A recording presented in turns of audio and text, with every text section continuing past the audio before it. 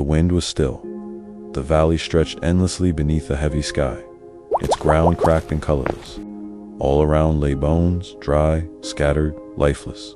Rib cages half buried in dust, skulls staring blankly at the heavens.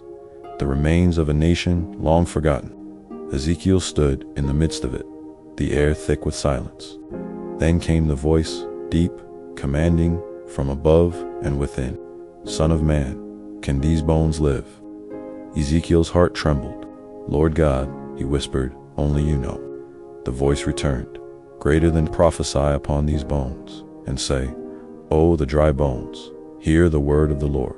The ground began to shake. A distant rattle echoed across the valley, soft at first, then louder. A thunder made of bone.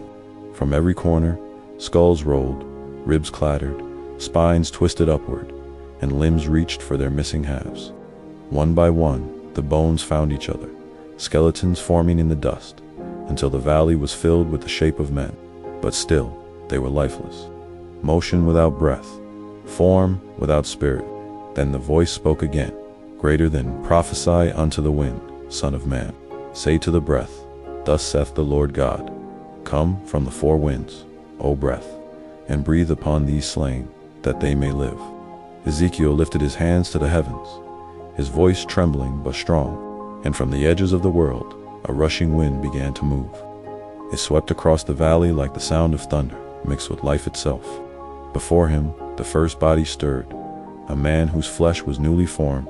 His chest rose faintly at first, then again, golden light shimmered over his face, pouring into his nostrils like warm smoke. The man gasped, a sharp, sudden breath, his eyes opening with fire and awe. Around him, it spread. Hundreds, thousands came to life, each exhaling, each rising from the ground. The valley of death had become an army of the living, and the voice spoke once more, calm but mighty, "Greater than these bones are the whole house of Israel. I will open your graves and bring you up out of them, and you shall live."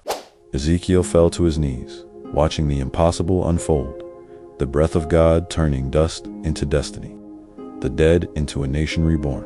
The wind slowed, the light faded, and in the quiet that followed, the valley stood no longer as a graveyard, but as a promise that life can return, even to what was once dry bones.